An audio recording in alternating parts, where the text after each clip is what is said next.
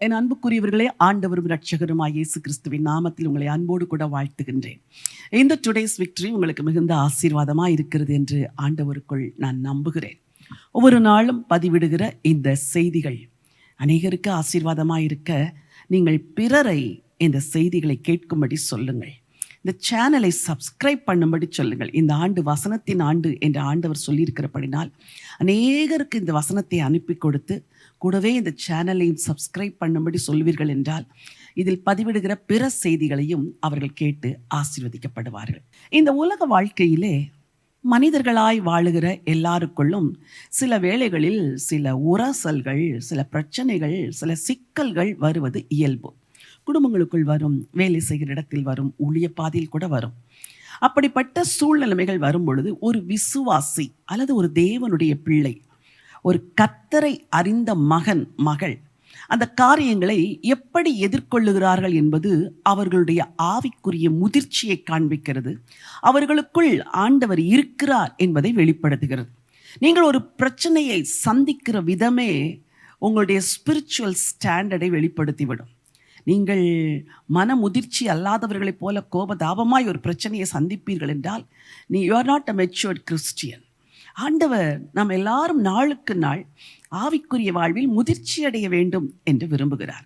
அதற்கு ஏராளமான ஆலோசனைகளையும் வேதத்திலே சொல்லியிருக்கிறார்.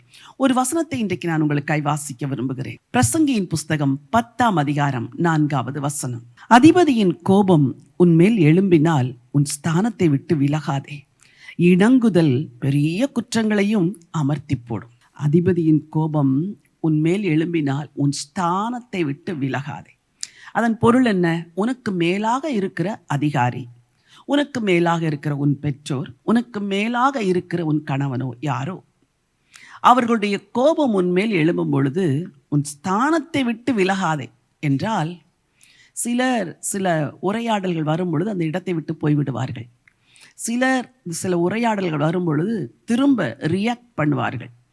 சிலர் கோபதாபமாய் ஒருவர் பேசும் பொழுது இவர்களும் கோபதாபமாய் பேசுவார்கள். ஆனால் இங்கே வசனம் சொல்கிறது, உன் ஸ்தானத்தை விட்டு விலகாதே. அதன் பொருள் என்ன? ஒன்று, அந்த இடத்தை விட்டு அசையாதே. 2வது, நீ அமைதியாயிரு. 3வது, உன்னுடைய அவயவங்களெல்லாம் கோபதாபமாய் வெளிப்படும்படி நீ எதையும் செய்யாதே. உன் ஸ்தானத்தை விட்டு நீ விலகாதே, அமைதியாயிரு, பொறுமையாயிரு. 2வது வசனம் சொல்லுகிறது, இணங்குதல் பெரிய குற்றங்களையும் அமர்த்தி போடும்.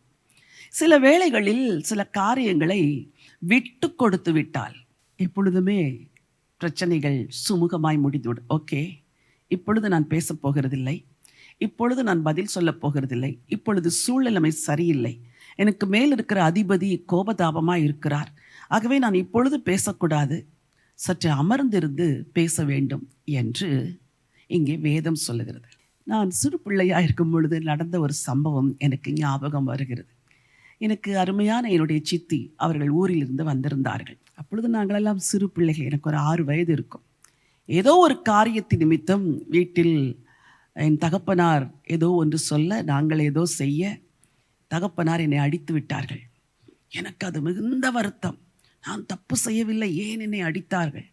சித்தியின் இடத்துல போய் வழக்காடி கொண்டு நிற்கிறேன். நீங்கள் கேட்க வேண்டும் அப்பாவினிடத்தில், நான் தப்பு செய்யவில்லை, அவர்கள் என்னை ஏன் அடித்தார்கள் என்று நான் கேட்ட பொழுது என் சித்தி என்னை அன்பாய் அணைத்து அவர்கள் சொன்னார்கள், மகளே, நீ இப்பொழுது நீ அதை அப்பாவிடத்தில் கேட்கக்கூடாது. அப்பாவுடைய கோபமெல்லாம் குறைந்த பிறகு நீ போய் மெதுவாய் நீ கேட்க வேண்டும். அப்பா, நான் என்ன தவறு செய்தேன், ஏன் இப்படி செய்தீர்கள் என்று அவருடைய கோபமெல்லாம் அடங்கின பிறகு போய் அவரிடத்தில் பேசு என்று சொன்னார்கள். 6 வயதில் சொல்லிக் கொடுத்தார்கள். ஆண்டுகள் ஓடிவிட்டது. இன்றைக்கும் அந்த வாழ்க்கை பாடம் எனக்கு மறக்கவே இல்லை. அவர்கள் உலகத்தை விட்டு கடந்து போய்விட்டார்கள். ஆனால் அவர்கள் சொன்ன அந்த ஆலோசனை இன்றைக்கும் எனக்கு வாழ்க்கை பாடமாக இருக்கிறது. அதிபதியின் கோபம் எழும்பும் பொழுது உன் ஸ்தானத்தை விட்டு விலகாதே, இணங்குதல் பெரிய குற்றங்களையும் அமர்த்தி போட்டுவிடும். ஸ்திரீகளே, உங்களுக்கு சொல்லுகிறேன், ஒருவேளை உங்கள் புருஷனோடு உங்களுக்கு பிரச்சனைகள், போராட்டங்கள் வரும் பொழுது சரிக்கு சரி பேசி நீங்கள் சாதிக்க முடியாது, எதிர்த்து பேசி நீங்கள் ஜெயிக்க முடியாது.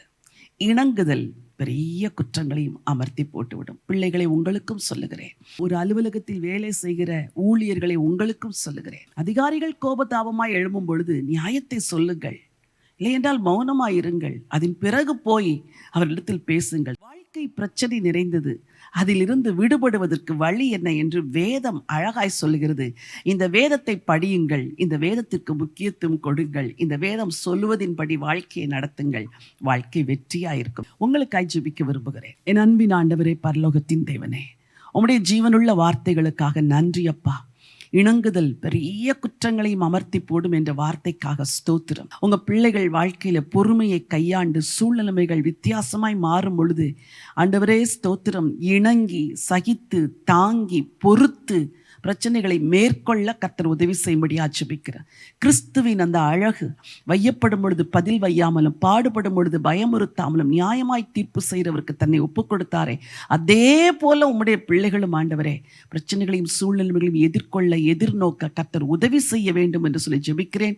திருக்கரங்களிலே ஒப்புக் கொடுக்கிறோம். ஆசீர்வதிங்க மீட்பர் இயேசுவின் மூலம் பிதாவே, ஆமேன். பிரியமானவர்களே, வேதம் சொல்லுகிற பாடத்தை ஒவ்வொரு நாளும் கற்றுக்கொள்ளுங்கள், வாழ்க்கையில் அப்பியாசியுங்கள், வெற்றியாய் வாழ்வீர்கள், மகிழ்ச்சியாய் வாழ்வீர்கள். இந்த நினைவோடு இந்த நாளை துவங்குங்கள். இந்த நாள் ஒரு வெற்றியின் நாள். God bless you.